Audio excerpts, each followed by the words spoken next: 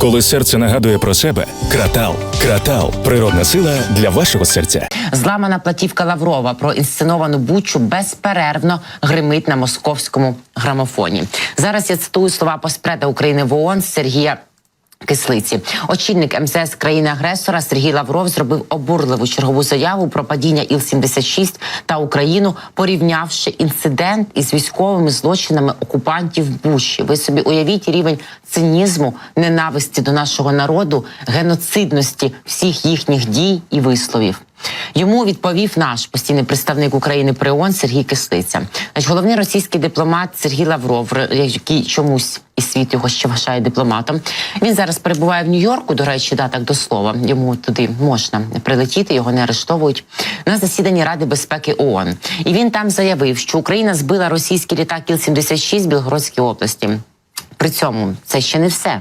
Лавров, за його версією, Київ нібито знав про те, що на борту нібито перебувають полонені українці, однак заперечує це.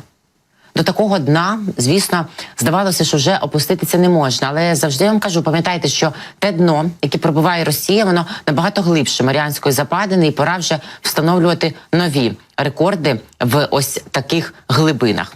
Не хотілося б, щоб повторилася історія квітня 2022 року, говорить Лавров. На секундочку уявіть, коли після інсценування в Бучі, пам'ятаєте, як вони так і на своїх всіх пропагандистських каналах, і на всіх міжнародних майданчиках, де їм чомусь досі місце. Це вже просто риторичне питання функціонування цих інституцій насправді.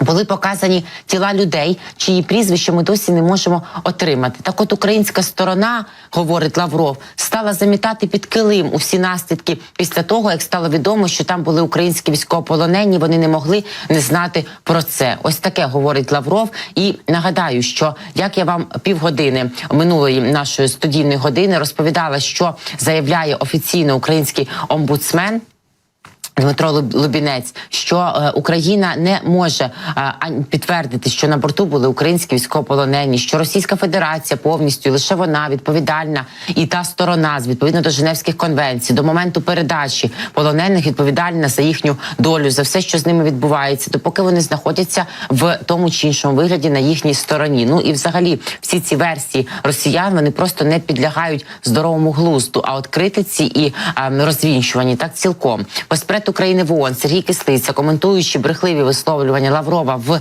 ООН щодо падіння Іл-76 та вбивств в Бучі, ви гляньте, да? І просто вони, які вчиняли такі злочини і продовжують їх вчиняти на тимчасово окупованих територіях, ще й потім не стидаються порівнювати зі своїми злочинами свою ж брехню. Отут вони проколюються, як на мене, коли вони свої чергові злочини і оману порівнюють з такими ж аналогічними своїми діями. Так от заявив Сергій Кислиця, що літак ІЛ чекає на російського міністра закордонних справ, і це неминуче.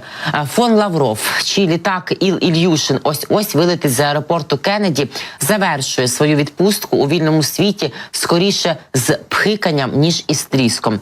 Його зіпсована платівка про постановочну Бучу продовжує лунати в московському грамофоні, а його скиглення про злих англосаксів викликає артрит. Це написав наш Сергій Кислиця в соцмережі X.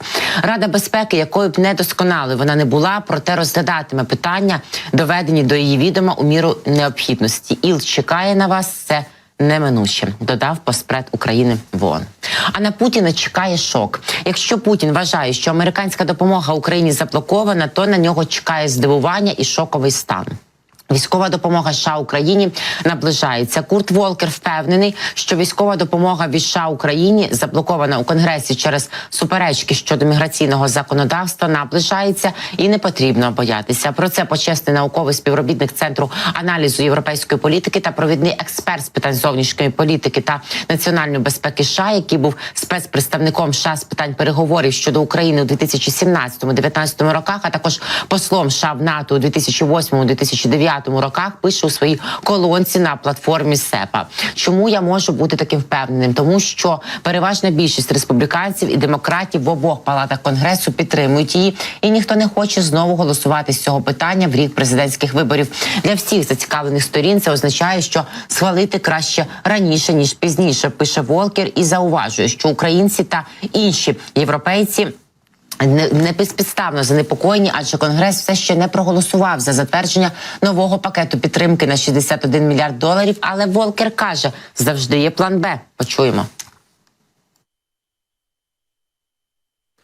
Але більшість як республіканців, так і демократів підтримують дію, а не бездіяльність. Після того, як остаточна угода буде укладена в Сенаті, в Палаті представників все ще будуть торгуватись. Але, як уже згадувалося, цей пакет має бути винесений на голосування в обох палатах і отримати підтримку більшості, що розблокує допомогу Україні та Ізраїлю. Адміністрація Байдена насправді має інші засоби підтримки України. Якщо угода не буде досягнута, адміністрація може скористатися повноваженнями щодо надання Україні коштів на озброєння потреби в рамках вже ухваленого закону про ленд-ліз. Вона може оголосити більше обладнання надлишковими оборонним обладнанням, а потім передати його замість того, щоб використовувати повноваження на скорочення для покриття витрат на їх заміну. І вона може використати інші види надзвичайних повноважень щодо витрат на національну безпеку. Однак жоден з цих варіантів не є ідеальним. І Конгрес, і Білий дім вважають, що найкращим підходом є ухвалення нового законодавства про додаткові видатки. Якщо президент Путін вважає, що американська допомога Україні заблокована, на нього чекає шок.